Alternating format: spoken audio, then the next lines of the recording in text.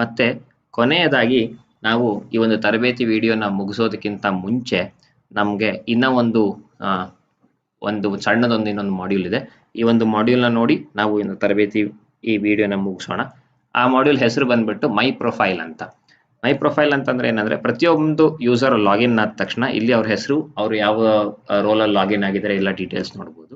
ಇಲ್ಲಿ my profile ನಲ್ಲಿ ನೀವು ಕೆಲವೊಂದು ನಿಮ್ಮ ಲೆವೆಲ್ ನಲ್ಲೇನೆ ಯೂಸರ್ಸ್ ಲೆವೆಲ್ ಇನ್ಫಾರ್ಮೇಶನ್ ಅನ್ನ ನೀವು ಚೇಂಜ್ ಮಾಡ್ಲಿಕ್ಕೆ ಅವಕಾಶ ಇದೆ. ಹೇಗೆ ಮಾಡ್ತೀರಾ ಅಂತಂದ್ರೆ ಲಾಗಿನ್ ಆದ ತಕ್ಷಣ ಇಲ್ಲಿ ನಿಮ್ಮ ಹೆಸರು ಕಾಣಿಸ್ತಾ ಇರುತ್ತೆ. ಅದ್ರ ಮೇಲೆ ಕ್ಲಿಕ್ ಮಾಡಿದ ತಕ್ಷಣ ಇಲ್ಲಿ ಮೈ ಪ್ರೊಫೈಲ್ ಅಂತ ಕಾಣುತ್ತೆ. ಈ ಮೈ ಪ್ರೊಫೈಲ್ ಮೇಲೆ ಕ್ಲಿಕ್ ಮಾಡಿದಾಗ ಇಲ್ಲಿ ನಿಮ್ಮ ಪ್ರೊಫೈಲ್ ಡೀಟೇಲ್ಸ್ ಎಲ್ಲ ಇಲ್ಲಿ ನಿಮಗೆ ಕಾಣಿಸ್ತಾ ಇರುತ್ತೆ. ಲಾಗಿನ್ ಹಿಸ್ಟ್ರಿ ನೋಡ್ಬೋದು, ಮೈ ಫೈಲ್ಸ್, ನಾವು ಯಾವ್ಯಾವ ಫೈಲ್ಸ್, ಈಗ ನಾವು ಲೀವ್ ಎನ್ಕ್ಯಾಶ್ಮೆಂಟ್ ರಿಲೇಟೆಡ್ ಫೈಲ್ಸ್ ಎಲ್ಲ ನಾವು ಕ್ರಿಯೇಟ್ ಮಾಡಿದ್ದೀವಿ. ಎಷ್ಟು ಫೈಲ್ಸ್ ಆ ಥರ ಕ್ರಿಯೇಟ್ ಮಾಡಿದ್ದೀವಿ ಅನ್ನೋದನ್ನ ಮೈ ಫೈಲ್ಸ್ ನಲ್ಲಿ ನೋಡ್ಬೋದು. ಈಗ ನೀವು ಅಬ್ಸರ್ವ್ ಮಾಡ್ಬೋದು ನೋಡಿ, ಇದನ್ನ ನಾನು ಇವಾಗ ಕ್ರಿಯೇಟ್ ಮಾಡಿರ್ತಕ್ಕಂಥ ಫೈಲ್, ಆ ಫೈಲ್ ಸಬ್ಜೆಕ್ಟ್ ಯಾವಾಗ ಕ್ರಿಯೇಟ್ ಆಗಿದೆ, ಟೋಟಲ್ ಎಷ್ಟು ಟ್ರಾನ್ಸಾಕ್ಷನ್ಸ್ ಇದ್ದಾವೆ, ಅದರದೆಲ್ಲ ಡೀಟೇಲ್ಸ್ನ ನಾವು ಇಲ್ಲಿ ನೋಡ್ಬೋದು. ವ್ಯೂ ಬಟನ್ನ ಕ್ಲಿಕ್ ಮಾಡಿದಾಗ ಇಲ್ಲಿ ಈ ಒಂದು ಫೈಲ್ನಲ್ಲಿ ಏನೇನು ಟ್ರಾನ್ಸಾಕ್ಷನ್ಸ್ ಆಗಿದೆ, ಯಾವ ಡೇಟಿಂದ ಯಾವ ಡೇಟ್ನವರೆಗೂ ಅನ್ನೋದನ್ನ ಕೂಡ ನಾವು ಇಲ್ಲಿ ಡೇಟ್ನ ಸೆಲೆಕ್ಟ್ ಮಾಡಿಕೊಂಡು ಇಲ್ಲಿ ನಾವು ಎಷ್ಟು ಟ್ರಾನ್ಸಾಕ್ಷನ್ಸ್ ಆಕ್ಟಿವ್ ಇದೆ, ಎಷ್ಟು ಟ್ರಾನ್ಸಾಕ್ಷನ್ಸ್ ಕ್ಲೋಸ್ ಆಗಿದೆ ಅನ್ನೋದನ್ನ ಕೂಡ ನಾವು ಇಲ್ಲಿ ನೋಡ್ಕೋಬಹುದು. ಈ ಒಂದು ಟ್ರಾನ್ಸಾಕ್ಷನ್ ಅಲ್ಲಿ ಎಷ್ಟು ಜನ ಎಂಪ್ಲಾಯೀಸ್ ಇದ್ರು, ಆಕ್ಷನ್ಸ್ ಏನೇನಾಗಿದೆ ಅನ್ನೋದನ್ನ ನಾವಿಲ್ಲಿ ವ್ಯೂ ಕ್ಲಿಕ್ ಮಾಡೋದ್ರ ಮೂಲಕ ಯಾರ್ಯಾರು HRMS2 ಯೂಸರ್ಸ್ ಇದ್ದಾರೆ ಅನ್ನೋದ್ರ ಬಗ್ಗೆ ಇಲ್ಲಿ ಡೀಟೇಲ್ಸ್ ನ ಇಲ್ಲಿ ಕಾಣುತ್ತೆ. ಈಗ ಮೈ ಆಫೀಸ್ ನಲ್ಲಿ ಇಲ್ಲಿ 4 ಜನ ಯೂಸರ್ಸ್ ಇದ್ದಾರೆ ಈ ಒಂದು ಆಫೀಸ್ ನಲ್ಲಿ. ಈಗ ಅಂದ್ರೆ ಇವತ್ತಿನ ದಿವಸ ನಾನು ಇವಾಗ ಈಗ ಈ ತರಬೇತಿ ಶುರು ಮಾಡೋದಕ್ಕೆ ಮೊದಲನೇದಾಗಿ ನಾವು ಹೇಳಿದ್ದೆ, ನಿಮ್ಮ ಇನಿಷಿಯೇಟರ್, ವೆರಿಫೈಯರ್ ಮತ್ತೆ ಅಪ್ರೂವರ್ ಯಾರ್ಯಾರು ಇರ್ತಾರೆ ಆ ಯೂಸರ್ಸ್ ನ ಕ್ರಿಯೇಟ್ ಮಾಡ್ಕೊಳ್ಳಿಕ್ಕೆ HRMS1 ತಂತ್ರಾಂಶದಲ್ಲಿ ನೀವು ಹೇಗೆ ಅದನ್ನ ಮಾಹಿತಿನ ತುಂಬಿ ನಮಗೆ ಭರ್ತಿ ಮಾಡಿ ಕೊಡಬೇಕು ಅಂತ. ಅದನ್ನ HRMS1 ತಂತ್ರಾಂಶದಲ್ಲಿ ಹೇಗೆ ಭರ್ತಿ ಮಾಡಿರ್ತೀರಾ, ಈಗ ನೀವು ಇವತ್ತಿಗೆ ಭರ್ತಿ ಮಾಡಿರ್ತೀರಾ, ಮುಂದೆ ಯಾವತ್ತೋ ಒಂದ್ ದಿವಸ ನೀವು ಭರ್ತಿ ಮಾಡಿರ್ತಕ್ಕಂಥ KGIDಗಳಲ್ಲಿ ಯಾರೋ ಒಬ್ರು ವೆರಿಫೈಯರ್ ಚೇಂಜ್ ಆದ್ರು ಅಥವಾ ಇನಿಷಿಯೇಟರ್ ಚೇಂಜ್ ಆದ್ರು ಅಂತವ್ರ ಡೀಟೇಲ್ಸ್ ನ ನೀವು ಮತ್ತೆ ಚೇಂಜ್ ಮಾಡ್ಬೇಕಾಗತ್ತೆ. ಈಗ ವೆರಿಫೈಯರ್ ಟ್ರಾನ್ಸ್ಫರ್ ಆಗಿ ಬೇರೆ ಕಡೆ ಹೋಗ್ಬಿಟ್ಟಿರ್ತಾರೆ, ಅಥವಾ ಇನಿಷಿಯೇಟರ್ ಟ್ರಾನ್ಸ್ಫರ್ ಆಗಿ ಬೇರೆ ಕಡೆ ಹೋಗ್ಬಿಡ್ತಾರೆ, ಅಥವಾ ಒಂದ್ ವೇಳೆ ಅವರು ರಜೆ ಮೇಲೆ ಹೋದಾಗ ಬೇರೆ ಯಾರಿಗಾರು ಇನ್ನೊಬ್ರಿಗೆ ಇನ್ಚಾರ್ಜ್ ಕೊಟ್ಟಿರ್ತಾರೆ. ಆ ಇನ್ಚಾರ್ಜ್ ಕೊಟ್ಟಿದ್ದಾಗ ಹೇಗೆ ನಾವು ಯೂಸರ್ಸ್ ನ ಚೇಂಜ್ ಮಾಡೋದು ಅನ್ನೋದ್ರ ಬಗ್ಗೆ ನಾವು ಈ ಒಂದು ಮೈ ಆಫೀಸ್ ನಲ್ಲಿ ಇದರ ಚೇಂಜಸ್ ನ ನಾವು ಯೂಸರ್ ಲೆವೆಲ್ ನಲ್ಲಿ ಅಪ್ರೂವರ್ ಲಾಗಿನ್ ನಲ್ಲಿ ಮಾಡ್ಕೋಬಹುದು. ಹೇಗೆ ಅಂತಂತಂದ್ರೆ ಮತ್ತೊಮ್ಮೆ ಹೇಳ್ತಾ ಇದ್ದೀನಿ, ಲಾಗಿನ್ ಆದ ತಕ್ಷಣ ಇಲ್ಲಿ ನಮ್ಮ ಹೆಸರು ರೈಟ್ ಸೈಡ್ ಟಾಪ್ ಎಂಡ್ ಅಲ್ಲಿ ರೈಟ್ ಸೈಡ್ ಹೆಸರು ಕಾಣುತ್ತೆ. ಅದ್ರ ಮೇಲೆ ಕ್ಲಿಕ್ ಮಾಡಿದಾಗ ಮೈ ಪ್ರೊಫೈಲ್ ಅಂತ ಇದೆ. ಈ ಮೈ ಪ್ರೊಫೈಲ್ ಅಂತ ಕ್ಲಿಕ್ ಮಾಡಿದಾಗ ಈ ಒಂದು ಪೇಜ್ ಓಪನ್ ಆಗುತ್ತೆ. ಇದರಲ್ಲಿ ಮೈ ಆಫೀಸ್ ಅಂತ ಇದೆ. ಈ ಮೈ ಆಫೀಸ್ ಅಂತ ಕ್ಲಿಕ್ ಮಾಡಿದಾಗ ನಮಗೆ ಇಲ್ಲಿ ಯಾರ್ಯಾರು ಯೂಸರ್ಸ್ ಇದ್ದಾರೆ ಅನ್ನೋದನ್ನ ಇಲ್ಲಿ ಕಾಣುತ್ತೆ. ಈ ಯೂಸರ್ಸ್ ನಾವು ನೋಡಿದಾಗ ಇಲ್ಲಿ ನಾವು ಇವಾಗ ಯಾವ ಯೂಸರ್ನ ಚೇಂಜ್ ಮಾಡಬೇಕು ಅನ್ನೋದು ನಾವು ಚೇಂಜ್ ಮಾಡಬೇಕು ಅಂತ ಇದೀವಿ. ಅಂತ ಯೂಸರ್ ಅಗೇನ್ಸ್ಟ್ ಇಲ್ಲಿ ನಾವು ಯಾವ ಆಫೀಸು ಅವರಿಗೆ ಎಷ್ಟು ರೋಲ್ಸ್ ಮ್ಯಾಪ್ ಆಗಿದೆ ಅನ್ನೋದನ್ನು ಕೂಡ ನೋಡ್ಬೋದು. ಈಗ ನಾನು ಆ ರೋಲ್ಸ್ ಮ್ಯಾಪ್ ಆಗಿರೋದ ನಂಬರ್ ಮೇಲೆ ಕ್ಲಿಕ್ ಮಾಡಿದಾಗ ಅವರಿಗೆ ಯಾವ್ಯಾವ ಮಾಡ್ಯೂಲ್ ನಲ್ಲಿ ಏನೇನು ರೋಲ್ಸ್ ಮ್ಯಾಪ್ ಆಗಿದೆ ಅಂತ ಈಗ ನೋಡಿ ಒಂದು ಪಾಪ್ಅಪ್ ಓಪನ್ ಆಗುತ್ತೆ. ಸಸ್ಪೆನ್ಷನ್ ಮಾಡ್ಯೂಲ್ ಅಲ್ಲಿ ಇವರಿಗೆ ಅಪ್ರೂವರ್ ಲಾಗಿನ್ ಟಿಕ್ ಮಾರ್ಕ್ ಕಾಣಿಸ್ತಾ ಇರ್ತಕ್ಕಂಥದ್ದು ಅವರಿಗೆ ಇಂಥ ಒಂದು ರೋಲು ಇಂಥ ಮಾಡ್ಯೂಲ್ಗೆ ಅಸೈನ್ ಆಗಿದೆ ಅಂತ ನಾವು ಇದನ್ನ ನೋಡಿ ಅರ್ಥ ಮಾಡ್ಕೋಬಹುದು. ಸಸ್ಪೆನ್ಷನ್ ಮಾಡ್ಯೂಲ್ ಅಲ್ಲಿ ಇವರಿಗೆ ಅಪ್ರೂವರ್ ಆಗಿದ್ದಾರೆ, recovery, quarter management, probation, payroll, loan advances, ಎಲ್ಲ ಇನ್ಶೂರೆನ್ಸ್, ಲೀವ್ ಮ್ಯಾನೇಜ್ಮೆಂಟ್ ಎಲ್ಲ ಮಾಡ್ಯೂಲ್ಗಳಲ್ಲಿ ಇವರು ಅಪ್ರೂವರ್ ಆಗಿದ್ದಾರೆ. ಹೆಲ್ಪ್ ಡೆಸ್ಕ್ ನಲ್ಲಿ ಇವರು ಇನಿಷಿಯೇಟರ್ ಆಗಿದ್ದಾರೆ. ಅಂದ್ರೆ ಇವರು ಇಲ್ಲಿಂದನೇ ಟಿಕೆಟ್ಸ್ ರೈಸ್ ಮಾಡೋದ್ರಿಂದ ಇವರಿಗೆ ಇಲ್ಲಿ ಏನೇನ್ ರೋಲ್ಸ್ ಅಸೈನ್ ಮಾಡಿದೀವಿ ಅಂತ ಇಲ್ಲಿ ನೋಡಬಹುದು. ಮತ್ತೆ ಈಗ ಒಂದ್ ವೇಳೆ ನಾನು ಈ ಒಂದು ಎಂಪ್ಲಾಯಿ ಏನಿದ್ದಾರೆ ಇವರು ಬದಲಾಗಿ ನಾನು ಇನ್ನೊಬ್ರು ಇವ್ರ ಜಾಗಕ್ಕೆ ಬೇರೆಯವರು ಬಂದಿದ್ರೆ ಟ್ರಾನ್ಸ್ಫರ್ ಆಕ್ಷನ್ ಬಟನ್ ಇದೆ. ಈ ಆಕ್ಷನ್ ಬಟನ್ ಮೇಲೆ ಕ್ಲಿಕ್ ಮಾಡಿದಾಗ ಇಲ್ಲಿ ನಾವು ಎಂಪ್ಲಾಯಿ ರೋಲ್ಸ್ ನ ನೋಡಬಹುದು. ಕೇಡರ್ ಇದೆ, KGID ಇದೆ, ಮೊಬೈಲ್ ನಂಬರ್ ಇದೆ, ಆಫೀಸ್ ನೇಮ್ ಇದೆ, ಅವರಿಗೆ ಏನೇನು ರೋಲ್ಸ್ ಅಸೈನ್ ಆಗಿದೆ ಅನ್ನೋದನ್ನ ಕೂಡ ಇಲ್ಲಿ ನೋಡ್ಕೋಬಹುದು. ಇಲ್ಲಿ ನೀವು ಮೊದಲನೇದಾಗಿ ಗಮನಿಸಬೇಕಾಗಿರತಕ್ಕಂಥದ್ದು ಯಾವ ಮಾಡ್ಯೂಲ್ ಯಾವ ಆಫೀಸ್ ನಲ್ಲಿ ಅವರಿಗೆ ಏನೇನ್ ರೋಲ್ಸ್ ಅಸೈನ್ ಆಗಿದೆ ಅನ್ನೋದನ್ನ ನೀವು ಇಲ್ಲಿ ನೋಡಬಹುದು.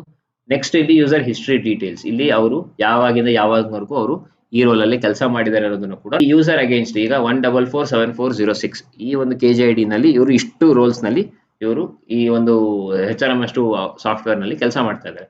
ಈಗ 1447406 ಬದಲಾಗಿ ಬೇರೆ ಇನ್ನೊಂದು KGID ಅವರು ಬಂದ್ರು ಅಂದಾಗ ಹೇಗೆ ಚೇಂಜ್ ಮಾಡಬೇಕು ಅಂದ್ರೆ KGID ಪಕ್ಕ ಒಂದು ಎಡಿಟ್ ಐಕಾನ್ ಇದೆ. ನಂಬರ್ನ ಎಂಟ್ರಿ ಮಾಡ್ತೀನಿ. ಎಂಟ್ರಿ ಮಾಡಿ ನಿಮ್ಮ ಕೀಬೋರ್ಡ್ ನಲ್ಲಿ ಇರ್ತಕ್ಕಂಥ ಟ್ಯಾಬ್ ಪ್ರೆಸ್ ಮಾಡಿದಾಗ ಸಿಸ್ಟಮ್ ಅವ್ರದ ಡೀಟೇಲ್ಸ್ ನ ತೋರಿಸುತ್ತೆ. ನೀವು ಟ್ಯಾಬ್ ಪ್ರೆಸ್ ಮಾಡಿದಾಗ ಆಫೀಸ್ ಎಲ್ಲ ನೀವು ನೋಡಿದಾಗ ಇಲ್ಲಿ ಕೆಳಗಡೆ ಅಪ್ಡೇಟ್ ಅಂತ ಒಂದು ಬಟನ್ ಇದೆ. ಈ ಅಪ್ಡೇಟ್ ಬಟನ್ ನ ಕ್ಲಿಕ್ ಮಾಡಿದಾಗ ಇವ್ರಿಗೆ ಈಗಾಗಲೇ ಬೇರೆ ಒಂದ್ ಕಡೆ ಲಾಗಿನ್ ಆಕ್ಸೆಸ್ ಇರೋದ್ರಿಂದ ಇದು ಅಲೋ ಮಾಡ್ತಿಲ್ಲ. ನೀವು ಇದೇ ರೀತಿಯಾಗಿ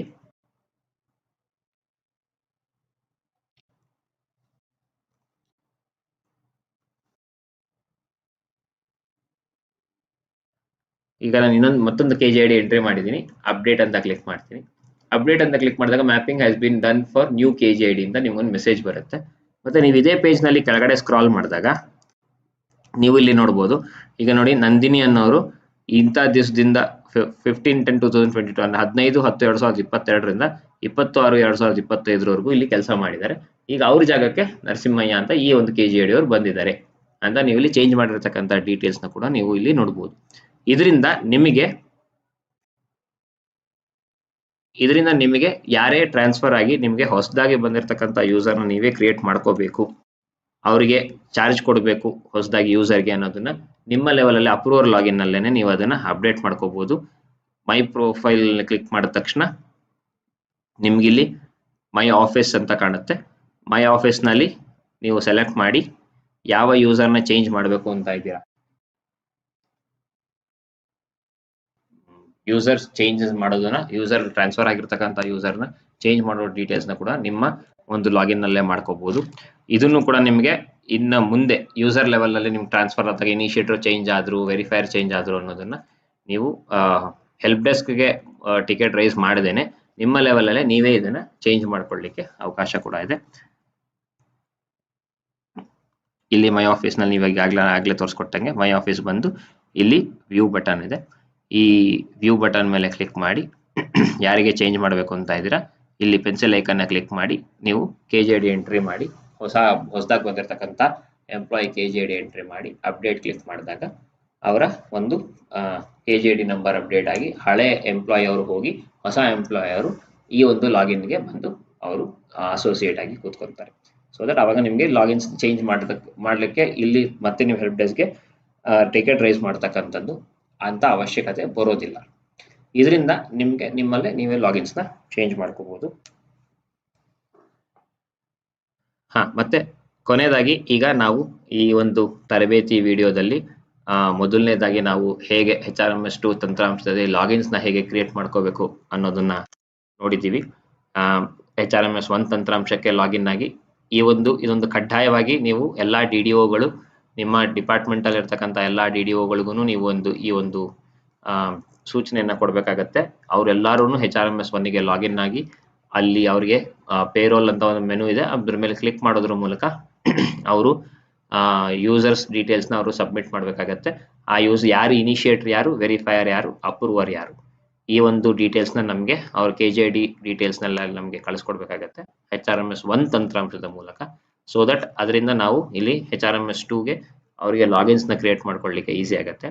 ನಾವು ಲಾಗಿನ್ಸ್ ನ ಕ್ರಿಯೇಟ್ ಮಾಡ್ಕೊಂಡ್ಮೇಲೆ ನಾವು ಈ ಒಂದು ತಂತ್ರಾಂಶದಲ್ಲಿ HRMS2 ನಲ್ಲಿ ಪೇರೋಲ್ ನಲ್ಲಿ ನಾವು ಹೇಗೆ ಸ್ಯಾಲರಿ ಪ್ರೊಸೆಸ್ ಮಾಡೋದು ಹೇಗೆ ಅನ್ನೋದನ್ನ ನೋಡಿದೀವಿ. ಇನಿಷಿಯೇಟರ್ಗೆ ಡ್ರಾಫ್ಟ್ ಪೇ ಬಿಲ್ ಬಂದಿರುತ್ತೆ. ಡ್ರಾಫ್ಟ್ ಪೇ ಬಿಲ್ ನಲ್ಲಿ ಅವರು ಹೇಗೆ ಅದನ್ನ ಪ್ರೊಸೆಸ್ ಮಾಡಿ ವೆರಿಫೈರ್ ಕಳಿಸ್ತಾರೆ, ವೆರಿಫೈರ್ ಇಂದ ಅಪ್ರೂವರ್ ಹೇಗೆ ಕಳಿಸ್ತಾರೆ, ಅಪ್ರೂವರ್ ಅವರು ಅದನ್ನ ಅಪ್ರೂವ್ ಮಾಡಿದ್ಮೇಲೆ ಡ್ರಾಫ್ಟ್ ಪೇ ಬಿಲ್ ನ ಹೇಗೆ ಅವರು ಫೈನಲ್ ಪೇ ಬಿಲ್ ನ ಮತ್ತೆ K2K ಪುಷ್ ಮಾಡ್ತಾರೆ ಅನ್ನೋದನ್ನ ನೋಡಿದೀವಿ. ಅದಾದ್ಮೇಲೆ ಈ ಒಂದು HRMS2 ತಂತ್ರಾಂಶದಲ್ಲಿ ಇದ್ದಂತಹ ರಿಪೋರ್ಟ್ಸ್, ಇನ್ಶೂರೆನ್ಸ್ ರಿಪೋರ್ಟ್ಸ್ ಇರ್ಬೋದು, ಲೋನ್ ಅಡ್ವಾನ್ಸಸ್ ರಿಪೋರ್ಟ್ ಇರ್ಬೋದು, ಅಥವಾ ನಮ್ಮ ಇನ್ಕಮ್ ಟ್ಯಾಕ್ಸ್ ರಿಪೋರ್ಟ್ ಇರ್ಬೋದು, ಎಂಪ್ಲಾಯಿ ಯಾರ್ಯಾರಿಗೆ ಸ್ಯಾಲರಿ ಜನರೇಟ್ ಆಗಿಲ್ಲ, EGIS ಮಿಸ್ ಮ್ಯಾಚ್ ರಿಪೋರ್ಟ್ ಇರ್ಬೋದು, rent deduction mismatch report ಇರ್ಬೋದು, festival advance mismatch report ಇರ್ಬೋದು, ಈ ಎಲ್ಲ ರಿಪೋರ್ಟ್ಗಳನ್ನ ಎಲ್ಲೆಲ್ಲಿ ನಾವು ನೋಡ್ಬೋದು ಇನಿಷಿಯೇಟರ್ ಲಾಗಿನ್ಗಳಲ್ಲಿ ಅನ್ನೋದನ್ನ ನಾವು ಕೂಡ ತಿಳ್ಕೊಂಡಿದ್ದೀವಿ. ಅದಾದ್ಮೇಲೆ ಲೀವ್ ಎನ್ಕ್ಯಾಶ್ಮೆಂಟ್, ಹೇಗೆ ನಾವು ಲೀವ್ ಎನ್ಕ್ಯಾಶ್ಮೆಂಟ್ ಅನ್ನ ಸಿಸ್ಟಮ್ ನಲ್ಲಿ ಪ್ರೋಸೆಸ್ ಮಾಡೋದು ಅನ್ನೋದ್ರ ಬಗ್ಗೆ ತಿಳ್ಕೊಂಡಿದ್ದೀವಿ. ಲೀವ್ ಎನ್ಕ್ಯಾಶ್ಮೆಂಟ್ ಅರ್ಜಿನ ಹೇಗೆ ಇನಿಷಿಯೇಟರ್ ಲಾಗಿನ್ ಇಂದ ಲೀವ್ ಎನ್ಕ್ಯಾಶ್ಮೆಂಟ್ ಅವರು ಅದನ್ನ ಎಂಟ್ರಿ ಮಾಡಿ ಸರೆಂಡರ್ ಡೇಟ್ ಡೀಟೇಲ್ಸ್ ಮತ್ತೆ ಎಷ್ಟು ದಿನಕ್ಕೆ ಅವ್ರು ಸರೆಂಡರ್ ಮಾಡ್ತಾ ಇದ್ದಾರೆ ಅನ್ನೋದನ್ನ ಡೀಟೇಲ್ಸ್ ನ ಎಂಟ್ರಿ ಮಾಡಿ ವೆರಿಫೈರ್ಗೆ ಕಳಿಸ್ಕೊಡ್ತಾರೆ. ವೆರಿಫೈರ್ ಅವರು ಅದನ್ನ ವೆರಿಫೈ ಮಾಡಿ ಅಪ್ರೂವರ್ಗೆ ಕಳಿಸ್ತಾರೆ. ಅಪ್ರೂವ್ ಮಾಡಿದ ತಕ್ಷಣ ಮತ್ತೆ ಅದು ಆ ರೆಕಾರ್ಡು ಇನಿಷಿಯೇಟರ್ ಲಾಗಿನ್ಗೆ ಬರುತ್ತೆ. ಇನಿಷಿಯೇಟರ್ ಲಾಗಿನ್ ನಲ್ಲಿ ಅವ್ರು ಏನ್ ಮಾಡ್ತಾರೆ, ನೆಕ್ಸ್ಟ್ ಲೀವ್ ಮ್ಯಾನೇಜ್ಮೆಂಟ್ ಮಾಡ್ಯೂಲ್ ನಲ್ಲಿ ಸ್ಯಾಂಕ್ಷನ್ ಆರ್ಡರ್ ಡೀಟೇಲ್ಸ್ ನ ಎಂಟ್ರಿ ಮಾಡ್ತಾರೆ. ಸ್ಯಾಂಕ್ಷನ್ ಆರ್ಡರ್ ಡೀಟೇಲ್ಸ್ ನಲ್ಲಿ sanction order number, sanction order date entry ಮಾಡಿ ನೆಕ್ಸ್ಟ್ ಅವರು ಸಬ್ಮಿಟ್ ಮಾಡಿದ ತಕ್ಷಣ ಸಿಸ್ಟಮ್ ಒಂದು ಪೇ ಬಿಲ್ ನ ಜನರೇಟ್ ಮಾಡುತ್ತೆ. ಲಾಗಿನ್ ಅವರು ಮತ್ತೆ ಅವ್ರ ಲಾಗಿನ್ ಇಂದ ಬಿಲ್ನ ವೆರಿಫೈ ಮಾಡಿ ವೆರಿಫೈರಿಗೆ ಕಳಿಸ್ತಾರೆ. ವೆರಿಫೈಯರ್ ಅವರು ವೆರಿಫೈ ಮಾಡಿ ಅದನ್ನ ಅಕ್ಸೆಪ್ಟ್ ಮಾಡಿ ಅಪ್ರೂವರ್ಗೆ ಕಳಿಸ್ತಾರೆ. ಅಪ್ರೂವರ್ ಅವರು ಅದನ್ನ ಅಪ್ರೂವ್ ಮಾಡಿ ಮತ್ತೆ ಡ್ರಾಫ್ಟ್ ಪೇ ಲೀವ್ ಎನ್ಕ್ಯಾಶ್ಮೆಂಟ್ ಬಿಲ್ನ ಅವ್ರು ಅಪ್ರೂವ್ ಮಾಡಿ K2ಗೆ ಕಳಿಸ್ಕೊಡ್ತಾರೆ. ಸೊ ದಟ್ ಇದರಿಂದ ನಾವು ಲೀವ್ ಎನ್ಕ್ಯಾಶ್ಮೆಂಟ್ ಬಿಲ್ನ ಹೇಗೆ ನಾವು K2ಗೆ ಕಳಿಸಿ ಲೀವ್ ಎನ್ಕ್ಯಾಶ್ಮೆಂಟ್ ಹೇಗೆ ತಗೊಳ್ಳೋದು ಅನ್ನೋದನ್ನ ನೋಡ್ಕೊಂಡಿದ್ದೀವಿ. ನೆಕ್ಸ್ಟ್ ಇದಾದ್ಮೇಲೆ ಫೆಸ್ಟಿವಲ್ ಅಡ್ವಾನ್ಸ್ ನಲ್ಲಿ ಒಂದ್ ವೇಳೆ ಇನ್ಸ್ಟಾಲ್ಮೆಂಟ್ ಕೌಂಟ್ಗಳೇನಾದ್ರು ನಮಗೆ ತಪ್ಪಾಗಿ ಒಂದ್ ವೇಳೆ ಇನ್ಸ್ಟಾಲ್ಮೆಂಟ್ ಕೌಂಟ್ಗಳನ್ನ ಸರಿ ಮಾಡಬೇಕು ಅನ್ನೋದಾಗಿದ್ರೆ ಅಪ್ರೂವಲ್ ಲಾಗಿನ್ ಅಲ್ಲಿ ಹೇಗೆ ನಾವು ಫೆಸ್ಟಿವಲ್ ಅಡ್ವಾನ್ಸ್ ಕೌಂಟ್ ನ ಚೇಂಜ್ ಮಾಡೋದು ಅನ್ನೋದನ್ನ ನೋಡ್ಕೊಂಡಿದ್ದೀವಿ.